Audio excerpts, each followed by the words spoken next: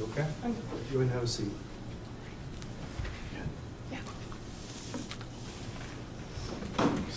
If you'll raise your right hand.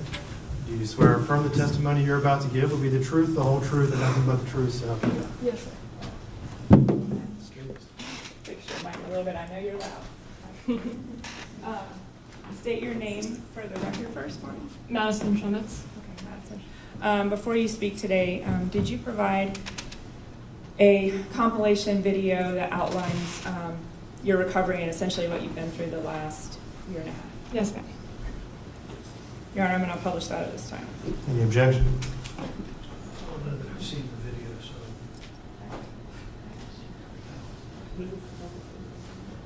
No objection, Your Honor. All right. You may publish.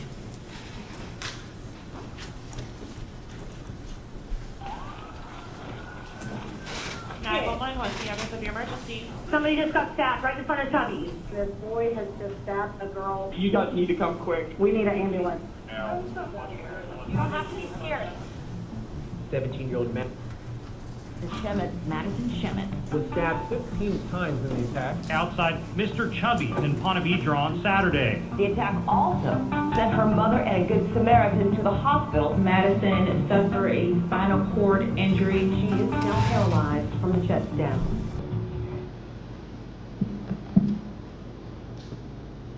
Okay.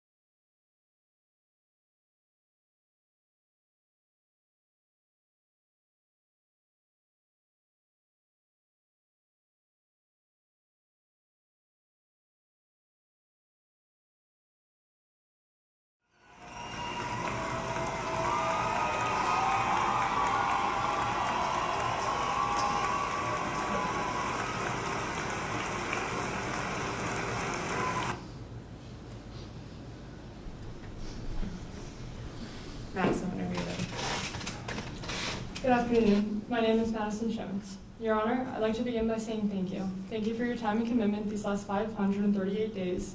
Thank you for taking this matter so seriously and for working the incredibly difficult job you do. It is truly admirable and beyond appreciated. I'd also like to thank you for giving me the opportunity to speak this afternoon after months of having to remain silent and unheard of by both the defendant and his family. Before I begin, I'd like to preface this statement by explaining just how incredibly difficult this is. To not only set my pride aside, but to vulnerably open up in front of this courtroom, the defendant and his family, is difficult. I say this because throughout this process, I have carried myself with grace, and truthfully, I have not opened up in front of others the way I'm about to. I say I am setting my pride aside because truthfully, I do not believe the defendant nor his family deserve to hear any of the negative ways this experience has impacted me, let alone get to hear all of the positive things I've done after it. I've thought about this day, this moment, this statement every single day for the last 538 days. 538. 538 days of living in true torment. 538 days that, regardless of the circumstances, always had the same dark cloud looming over. 538 days of constantly reliving the trauma the defendant put me through. Your Honor, I say 538 as that is how many days it has been since June 3rd, 2023. But the truth is, the torment, the dark cloud, and the trauma I've endured dates back much further than June 3rd. As a then 16-year-old high school girl, I deserve to live the life that many 16-year-old girls do. I deserve the opportunity to form relationships with whomever I wanted. I deserve the opportunity to be happy in these relationships. I deserve to feel safe in these relationships. I deserve to be treated the way I know I deserve to be treated. I deserve the opportunity to learn and grow from these relationships, and most importantly, I not only deserved, but had every right to remove myself from a relationship that instead of making me feel happy and safe, dragged me down in every way. My trauma truly starts from within my relationship with the defendant, even prior to June 3rd, 2023. Throughout the barely 6 months I was in a relationship with him, I had felt stripped of everything I knew I truly deserved. I knew not only did I not feel happy, I felt suffocated, trapped, manipulated, and controlled. I knew that the relationship was giving me far less than what I deserved. As someone who truly takes pride in the human they know they are, I knew I had every right to put myself first and leave the relationship. Yet what no 16-year-old girl deserves is to experience fear while ending a relationship. But once again, I was that 16-year-old girl who was forced to experience that fear. One date that specifically comes to mind in the days following the end of the relationships is April 4th, 2023. Not even 24 hours after the breakup, the stalking began. As I innocently sat in the Davis Park parking lot with a few friends after a softball game, the defendant decided to show up. Not only did he show up uninvited, he showed up unannounced and unwarranted. And that moment was the first moment I had felt that fear. I knew I did not deserve to fear. As I began pulling out of my parking space to head home was when I had noticed the defendant's appearance. I rolled down my window and asked him what he was doing, as he responded with the same question. I told him I had been sitting there talking with friends. I proceeded to then ask him if I could call him when I arrived home, as I felt an overwhelming sense of uneasiness being alone, late at night, in a dark parking lot with only the defendant. I then pulled out of Davis Park and began driving home. I vividly remember the defendant tailing my car in a way I knew he never did. The feeling of fear grew stronger and stronger each second of that drive home. Feeling the way I did, I purposely took a different route home than I normally would have taken so that I would pass the defendant's neighborhood. As I drove past, I hoped he would put on his blinker and make that left-hand turn in to go home, but by no surprise, he didn't. He continued to follow me. Feeling unsafe and unsure of what to do, I turned into the closest parking lot, knowing I absolutely did not want him to follow me home. Ironically enough, I pulled into the same plaza that Mr. Chubby's Wings is located. I began texting the defendant, begging for him to stop following me, and very clearly telling him that he was scaring me. Still scared and unsure of what to do, I called one of my best friends who I knew was awake. I called her and explained to her what was going on, how I was feeling, and how I was unsure of what to do. This was when she told me to come to her house. As I drove through the plaza with the defendant still making every turn I did, still tailing my car, I decided to go to my friend's house. I pulled out of the plaza onto A1A, driving in the opposite direction of both my house and his, and headed to her home. I continued to tell the defendant to go home and told him I had to deliver a science packet to my friend. Yet he did not turn around, nor did he go home. He proceeded to demand for me to go home and inform me that he knew that that wasn't on my agenda for tonight, and that I need to be home after my game, and that was my agenda. He continued to follow me up until I turned into her neighborhood, and I watched as he went into the gas station right beside and sat there for some time. The moment I pulled into her driveway, panicked and shaking, I saw her, and that was the first moment I felt some sort of relief and some sense of safety, knowing her parents were right inside and were aware of what was happening. After sitting in her driveway for some time, talking through what had just happened, I knew the defendant had finally gone home, and I finally felt comfortable enough to head home myself. Speaking to the defendant following his actions that night was frightening, upsetting, and frankly all over the place. His reasoning as to why he followed me home changed every time, whether it was making sure I got home, wanting to see if I was doing something behind his back, or just so happened to be going home that way anyways. I believe that night speaks volumes about the defendant and his behavior following the end of the relationship. With this incident being not even 24 hours after the breakup, the 2 months following remained equally as torturous and frightening, as the stalking did not stop there, it had only just begun. Feeling that same fear every single time I wanted to leave the house is not something a 16-year-old girl deserves. Having to be hyper-aware of my surroundings every single day in fear that he would show up of where I was yet again is not something a 16-year-old girl deserves, let alone not something she should ever have to be worried about. Those 2 months following the breakup were torture. Those 2 months I was put in a position by the defendant where I felt scared, worried, and constantly threatened, but I was never prepared for or the fears to come alive. June 3rd, 2023 was without a doubt the absolute worst, most traumatic day of my life, and I remember every single second of it.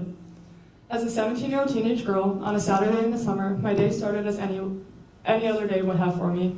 I had one of my best friends I met through softball in town to spend the weekend. We had stayed up late and woke up early, excited for the plans we had made for that day. Once we woke up, we got ready to go to the beach. That day was windy and almost cold for it being a Saturday in June. After some time being there, we both got cold and decided we would leave the beach and go join our moms and brothers at my community pool. We got there just before 1:30 and hung out for a while, simply just enjoying time together as these were friends we did not get to see often. During this week in June, the Women's College Softball World Series was happening. Eventually, we decided we would go get something to eat and watch the games happening that day. This decision, unknowingly, became my life or death decision, and I had no clue. I remember going home sometime between 2:10 and 2:50 to change out of our bathing suits and get ready to go to Mr. Chubby's Wings, and by 2:53, my friend and I were in the car blasting California Girls by Katy Perry on the way to the restaurant. I remember sitting at the stoplight, leaving my neighborhood, and texting both our moms asking if they would come with us. I remember my mom responding saying, "You just want me to pay for your food," which although may have been true, I had this feeling that they just had to be there. And to this day, I am still unable to fully explain why I felt so strongly about wanting them to come with us. My friend and I arrived at the restaurant a little bit before our moms did, and as I walked in, the defendant came to mind. I entered the restaurant and looked around to make sure he was not there before we sat down to eat, as I knew I had previously run into him there within those 2 months. Once I realized he wasn't there, we sat down to eat and began to watch the Oklahoma-Tennessee game. At 3:43, the defendant pulled into the parking lot. At 3:47, the defendant walked into the restaurant and knowingly walked right past me. By 4:15, the defendant had gotten up and walked past us to make his presence known. At 4:15 was when my mother and I both noticed his presence. At 4:15 was when that same fear set in. After going back and forth on what to do, we paid our check and decided to leave the restaurant. At 4:28, myself, my mom, my friend, and her mom all stood up and walked out. Never in a million years did I think that I would never end up making it to my car. I remember walking to the parking lot, texting a friend back, and taking a picture of the defendant's truck. I did this knowing I had to continue to keep track of the defendant's behaviors and appearances for the restraining order we were in the process of trying to obtain. I remember finally reaching my car and hearing my mother scream. Knowing my mother, I could hear her fear. I could hear that whatever was happening was not good. This was when, at 4:30 p.m. on June 3rd, 2023, I turned around and saw the defendant running towards me faster than I had ever seen him run before. Not knowing what was coming next, I turned and attempted to go in the opposite direction. This was when the defendant had grabbed me. I hit the ground and began feeling the attack. I remember being on my hands and knees, begging for the defendant to get off me, with my screams slowly becoming more and more silent. I remember staring at the ground, my thoughts being muffled by my mother's constant scream. The scream that had first alarmed me did not stop throughout the entirety of the attack, and frankly, I can still hear it to this day. I remember hoping for the pain to stop and feeling my mom pulling him off of me. I remember finally being let go and falling to the ground because at that point, my body had been paralyzed. Little did I know that me being let go in that moment meant my mom was now being made another victim of the attack. I remember laying there with my eyes closed, blacking out until the defendant began stabbing me again. Your Honor, a 17-year-old girl should not know the feeling of getting stabbed. Your Honor, I should not have to remember the feeling of my body being inflicted with a knife over and over again. I remember feeling an impact against my mother, the defendant, and I, which was the moment Kennedy Armstrong had ultimately saved our lives. I remember finally opening my eyes but still being unable to see. I remember asking my mom to get off of me because she was now actively bleeding onto my face and into my eyes. I remember finally realizing I had been stabbed and that I could no longer feel my legs. I remember the moment I realized I was paralyzed. I remember struggling to breathe and formulate words. I remember telling my mom I could not feel my legs, to which she responded it was okay and everything would be okay. But I could hear in her voice that it wasn't okay. She didn't know if it would be okay and just how scared she was. I remember her words to the defendant. I remember her calling the defendant's mom, Tanya, and her informing her on what her child had just done. I remember looking up and around and realizing that suddenly there was a crowd of people surrounding us. I remember looking up and to my left, to which I watched as the defendant just a few feet away pathetically slit his own throat. I remember making eye contact with the man in the crowd of people and begging him to make sure the defendant could not and would not get up, as I was scared the attack wasn't over. I remember his response ultimately assured me that the defendant was no longer conscious or physically able to get up. I remember my mom still panicked and holding one of my 17 stab wounds closed. I remember numerous people trying to help keep me alive. I remember numerous people begging for me to stay awake. I remember that despite how chaotic, loud, and full of people the scene was, it was still so quiet. I remember feeling alone in my thoughts, unsure of what would come next, but knowing I just had to stay awake. I remember that despite every fear racing through my head, feeling calm through the chaos. I remember my friend's mom, Casey, on the phone with 911, saying how she knew that they were on the way, but still did not hear or see the lights and sirens. In this moment, those 4 minutes between the attack and the first responders showing up were the slowest 4 minutes of my life. Though in that moment I was terrified, I thought in my head that if I just stay awake until I hear those sirens, I would be okay. As soon as I heard those sirens, I felt some sense of relief knowing help was there. I remember finally seeing them with my own eyes, my clothes being cut off and being lifted off my mom's lap and onto the stretcher when my vision had disappeared again. I remember finally being set down and groaning in pain, still unable to feel or move my legs, and my ability to breathe getting worse and worse. I remember looking up and recognizing a deputy I had met on the scene of a friend's car accident months prior. Once I saw her eyes, I had finally felt comfort. I remember telling her that I was so scared, and her words back were, "You don't have to be scared. I trust these people with my life, and you should too. You're going to get everything worked out. You're going to be okay, honey." These words, in this moment, coming from someone I remembered and trusted, whether she believed them or not, both reassured me and provided me the comfort I so badly needed. These words let me believe that I would be okay, that I would survive, and that I just had to trust what came next. I remember being taken from the sidewalk and into the ambulance. I remember laying there in the ambulance in so much pain, unable to breathe and still so scared. I remember answering all the questions asked, correcting the paramedics on their assumptions, and telling myself repeatedly that I had no choice but to fight to survive.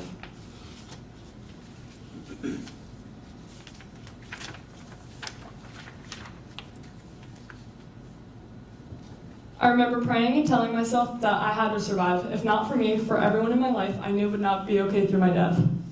I remember begging God to live. I remember telling myself that I could not close my eyes, as I was terrified that if I did, I would never open them again. I remember listening to the paramedics talking amongst themselves about what to do, and waiting as the helicopter arrived. I remember hearing the helicopter arrive and being transferred from the ambulance to inside the helicopter. I remember the oxygen mask, the neck brace, and the headphones get put on me.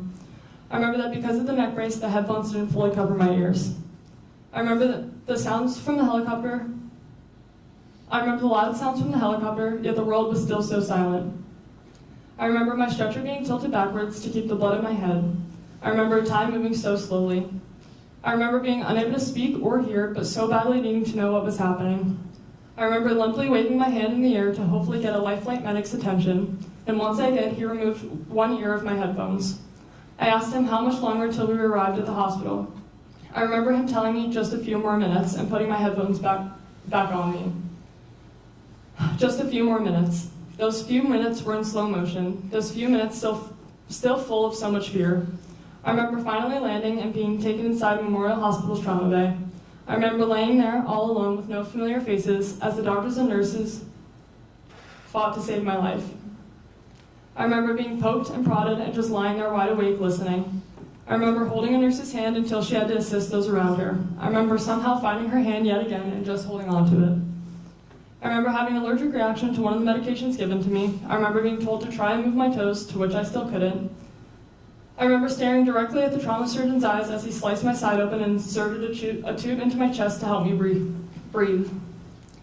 I remember not screaming nor making any noise, just simply staring and watching as the chaos unfolded around me. I remember finally my mom limping into my room covered in blood and kissing me on the forehead. I remember the feeling that gave me as the last time I had seen her, we were both bleeding out on a sidewalk. I remember the feeling of being able to tell her I loved her again because as I was taken off her lap, I didn't get the chance to. I remember telling her that she looked like a hot mess and her telling me everything would be okay, but this time with less panic in her voice. I remember her finally leaving as I had to be rushed into life-saving surgery. I remember exiting the trauma bay and seeing one of my high school softball coaches. I remember her assuring me that I would be okay and that if anyone could do this, I could. I remember her telling me that she loved me and that when I woke up, they would all be there. I remember leaving and finally getting to the operating room. I remember them going to put me to sleep and telling me to count down from 10. I began to count 10, 9, 8, 7, 6, and by the time I got to 6, I began to feel myself going to sleep, which was when I began to panic again. After fighting so hard to stay awake, feeling myself going to sleep and not being able to control it scared me in more ways than I could ever explain. I had that same fear that if I closed my eyes, I would never wake up again. Despite the panic, I eventually fell asleep, and once I woke up, I remember being alone in a hospital bed, freezing, thirsty, and desperately needing chapstick. A nurse had come over bringing me ice chips and strawberry-flavored chapstick. I remember eventually being taken out of that room and brought for a scan. I remember laying there in a dark hallway with two men listening to the screams of another trauma patient brought in that night. I remember being put into the scan and finally feeling calm. I finally was able to close my eyes and rest after the torture my body was just put through. I remember listening to the sounds of the machine, unable to move and just sleeping. I finally was taken out of the machine and brought to see my family. They took me up to the floor my mom was on and wheeled me to her doorway. I remember being greeted by smiles from my parents, two of my brothers, both of my coaches, and a friend's mom. I remember seeing through their smiles and realizing just how distraught, scared, and overall devastated they all were. It was heartbreaking. I remember looking at my mom, smiling, and once again telling her she looked like a hot mess. This comment had made everyone let out small laughter, which I like to believe reassured them that I was alive and I had made it through. I remember them all hugging me and holding my hand until they brought me into my own room. My coaches and friend's mom had come with me, and I begged them for a phone as I did not have mine. In my head, I had to make sure all my friends and loved ones knew that I was alive. After I had finally been given one, it was quickly taken from me, and I was told to rest. I laid there, unable to rest, until finally my older brother had arrived from South Florida. Seeing him and having him there finally made me feel safe. Now, it was just him and I attempting to get some rest until more surgeons, probably around 4 or 5 in the morning, had walked into the room. These surgeons had then informed me that I had a blood clot traveling up my spine, which I would need emergent surgery for, yet again. I remember one of the surgeons telling me that sometimes these blood clots and this trauma can be a reason for temporary paralysis. This gave me a sense of hope. I remember asking them if we could call my mom from the room over to let her know what was happening. My brother FaceTimed her, but she had already been told. I remember telling her and my brother that I loved them and that I would see them again when I woke up. I remember being brought into the operating room, once again, seeing all the familiar bright lights and walls, and once again being told to count down from 10. This time, I felt less panicked.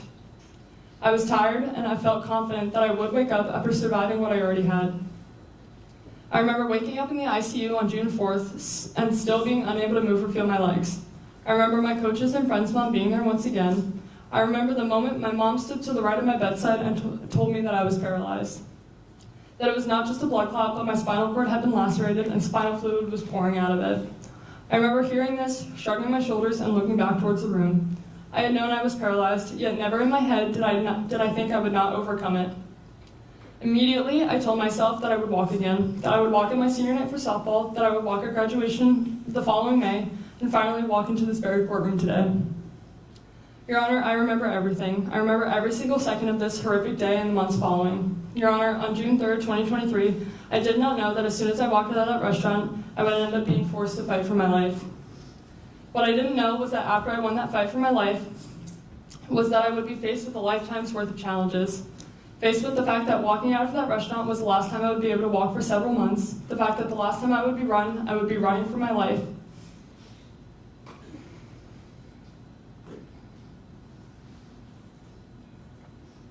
The fact that every single day following, I would have to continue to fight for my life, for normality, and to gain back every ounce of independence I once had.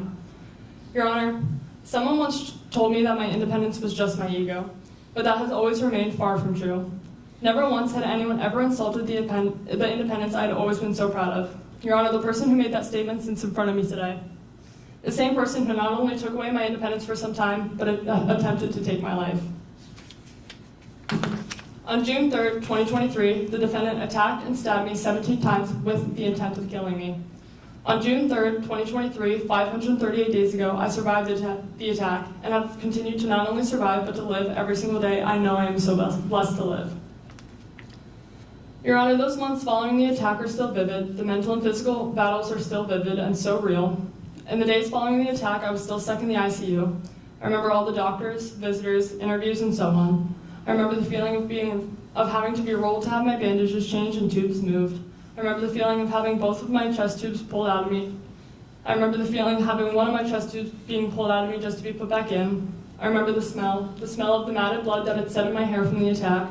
I remember being unable to sleep, despite every effort. Every time I tried, I was quickly interrupted by the same reoccurring image of the defendant running at me on the day of the attack. I remember the moments I would be able to fall asleep. I would wake up screaming, being awoken from the same nightmares that I was being killed by the defendant or one of his family members. I remember one night specifically when I had woken up, finally thinking I had slept through the night, just to come to find out that I didn't actually sleep soundly, but instead woke up screaming every few minutes, begging no, screaming stop, and that I was dying. I remember my first shower that took probably 5 hours and the help of probably 5 people. I remember when physical therapy started. I remember being lifted out of the bed for the first time in a Hoyer lift and into a wheelchair beside the bed. The feeling of both my chest tubes being pulled and the feeling of the almost 100 staples in my back being pressed up against the Hoyer and the chair, the pain almost unbearable. But I did it. Something so small as getting out of bed and sitting in a chair for 20 minutes felt nearly impossible, but was such a huge win. Every day after that was full of their own trials and tribulations, each day just as challenging. Physical therapy at that point consisted of just simply sitting up, something you all are doing right now, but at that time, something that was physically impossible for me, as every muscle to do so was paralyzed from the attack. I remember the pain that I felt just sitting up, the piercing pain I felt in my chest each try, each breath. I remember every family member, every friend, and every healthcare worker who gave everything that hour just to make it somewhat bearable for me. Despite the physical and mental pain that it took, they still somehow made it just a little bit better. Eventually, I was transferred to Brooks Rehabilitation. I remember the fear of uncertainty, being moved to an unfamiliar place with unfamiliar people, unsure of how long I would be there or what the intense rehabilitation would look like. The emotional toll that came with each step, the overwhelming sense of helplessness, and the constant fear of what was next.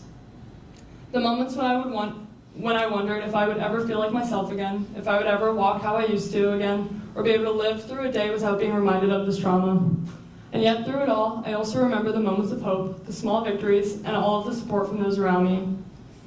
These memories, these moments, they stay with me forever, and they shape who I am every single day.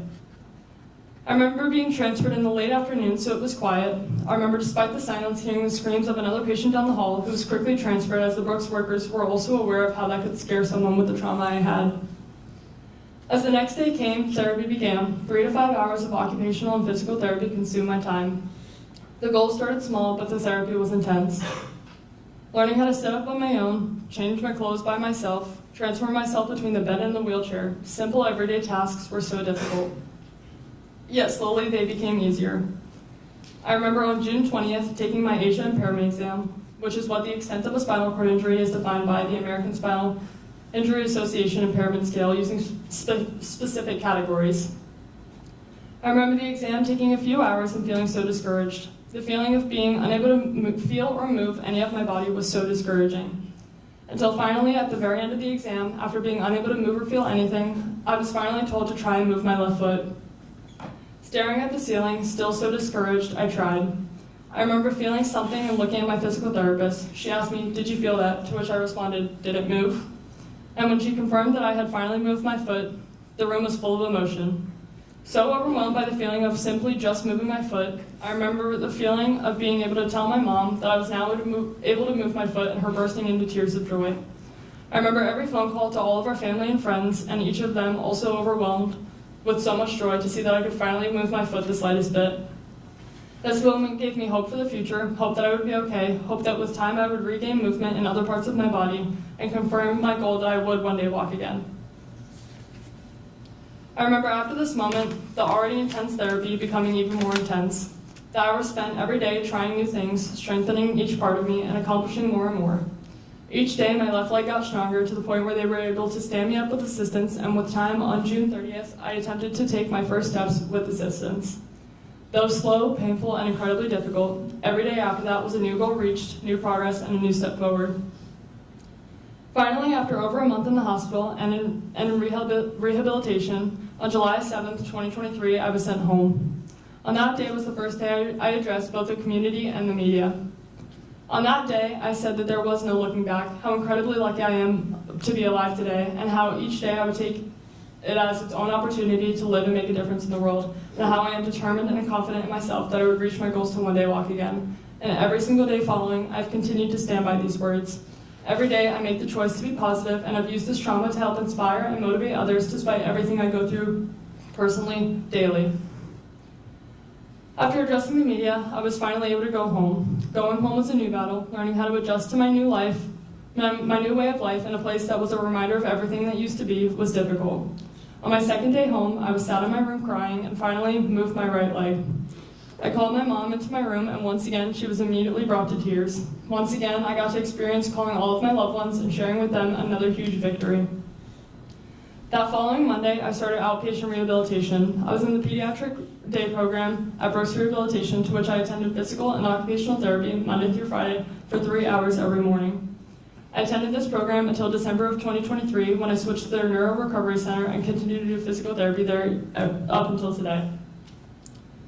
Throughout these programs, I fought every day to accomplish my goals, one of those being to start my senior year on time with the rest of my class. And just as I fought for, I was there on the very first day, along with everyone else. Going back to school was an adjustment. I had to see all the kids I had grown up with for almost all my life, but they looked at me differently now. I was no longer just Madison, I was the girl who got stabbed. I dealt with looks, comments, questions, but I always understood. This isn't something that just happens, nor is it something that should ever have to happen. This kind of trauma isn't something that kids should have to adjust to, nor go through. But at the end of the day, in so many eyes, I was still Madison. Over time, as kids adjusted to having me back, school became easier, but managing both school and rehabilitation was difficult, as I still attended therapy every single morning and always did my best to still be at school when therapy was over. This was overall both physically and mentally draining, but I did it. Because the last thing I would do is let this attack, let the defendant take more away from me than he had already taken. I attended as many school events as I could, and although they were rarely ever enjoyable for me after the attack, I still went, and I tried every day to live my life as I would before. Yet it wasn't as easy as I make it sound. I dealt with anxiety in public places and in large crowds, scared that if something were to happen, I would no longer be able to protect myself. I now had to worry about things other kids never had to worry about, like would there be stairs? Can I maneuver a wheelchair through this? I could no longer go and hang out with my friends whenever I wanted or partake in activities I was able to before. I was unable to play softball my senior year of high school, the sport that had been my life since as long as I can remember. I watched as my friends changed, the friends I had known for years go through one of the most unimaginable traumas and step up for me in a way no friend should ever have to. I watched them each be affected by this attack in various ways. I watched my friends dealing with PTSD, but still being so strong for me. I watched as they all matured as their innocence was stolen. I watched as each of them stepped up in their own way to be there for me, to help me, and to support me through whatever I needed. I watched as my family suffered. They each suffered daily as their mother and sister were almost taken from them. I watched as they all stepped up to be there for us when we couldn't be there for them. I watched as their innocence was stolen. I saw their pain, their tears, and their resilience. I watched as the once so lively, happy, and bright home became sad and dark. Yet through it all, we were all there for each other. We all found light in the darkest of situations. We all found reasons to laugh and smile. And we were all simply grateful for every day we got to be alive. Your Honor, the impact of the defendant's actions doesn't just end with those directly connected. I have witnessed the impact on the community and strangers all over the world. I have met strangers everywhere I've gone who have broken down in tears telling me just how much my story has affected them. I have met people of all ages constantly brought to tears by my story and have seen firsthand the impact on the community. Many left scared and uncertain on the world, everyone's trust in people simply gone, yet despite those going through their own traumas, the community immediately stepped up and was there for me. Madison Strong keychains, shirts, sweatshirts, and fundraisers were in motion directly following the attack, and I still feel that same level of support and love every single day. Your Honor, I have accomplished every single goal I have set out on since the attack. I attended my senior year. I walked and got a hit on my senior night for softball. I walked unassisted at my high school graduation. I am a full-time college student, and I even walked into this very courtroom, and I'm currently reading a victim impact statement in front of not only the whole world, but my attempted killer and his family, just as I said I would when the attack first happened.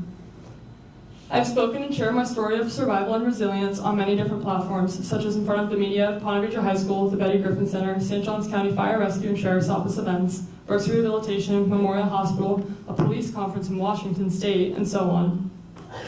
I started a wave of One Love chapters throughout our community, including at the University of North Florida, and I promise I will continue to use my story and my platform to inspire, motivate, and help others in every way I can. Your Honor, I mention all of my accomplishments as I am proud of them. I'm proud of the human I am, the impact I've made, and how I've handled myself these last 538 days. I say this as a reminder that I turned myself from being a victim to a survivor, and I am proud of that. This does not take away from the ways that I struggle daily. I suffer from PTSD and anxiety daily. I still deal with the sleepless nights and constant nightmares. I refuse to go outside alone at night in the dark. I feel myself fearing the worst possibilities in every situation. I've lost all trust in the world, and finding that trust in people again is far and few between. I've lost any childlike innocence, and I've been forced to grow up in a way most kids never have to. I've chosen to live the way I live and be so positive to hide the dark reality that I go through. I often laugh and smile to not let those around me realize that I am suffering so that they don't have to be sad as well.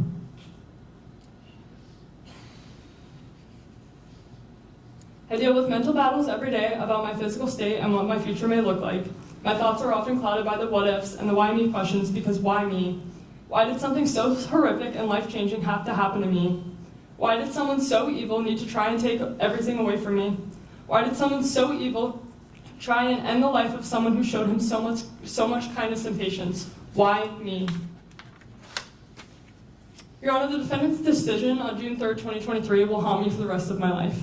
My future physical and mental state is still so uncertain, but always affected. The way I live, the way I love, forever changed. Yet I will always be a more kind, understanding, patient, loving, and overall better person than the defendant ever was. Your Honor, if it weren't for the brave and heroic acts of both my mother and Kennedy Armstrong on June 3rd, 2023, I would not be alive. My mother put her life on the line to save mine. The defendant so selfishly not only tried to take my life, but also tried to take my mother's. The most badass, selfless, and incredible woman and mom anyone would be so lucky to have in their lives. My mother has always and will always be my best friend. I am proud to be her. I am proud to be her daughter and thankful for her for her every single day. I've watched her struggle in more ways than I could explain in the last 538 days, yet she still always puts her kids before herself. Bleeding out and all, she was still there for me before even thinking of herself. She slept right by my side for over a month and was there through every single step of it all. Without her, I would not be here today, but without Kennedy Armstrong, neither of us would be here. A complete stranger so selflessly ran towards the screens, ran towards the danger, and saved both of our lives. Kennedy, you are truly one of the most brave and amazing human beings I have ever met.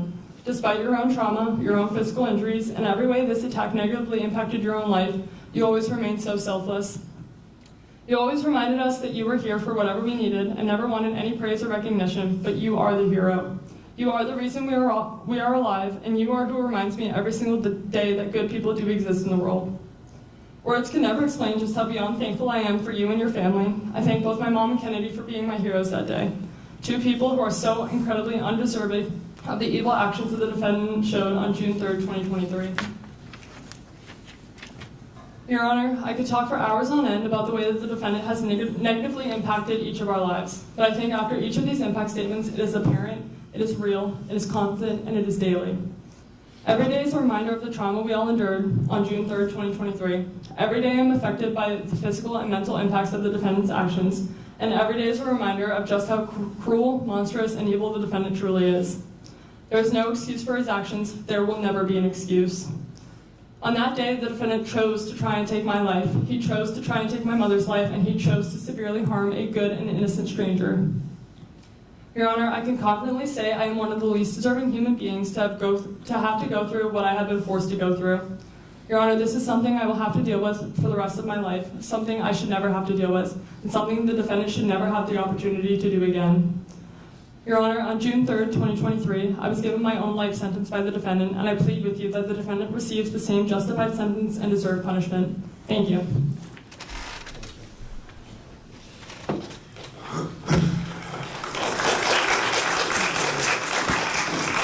Please quiet down. Ladies and gentlemen, sit down. Please sit down.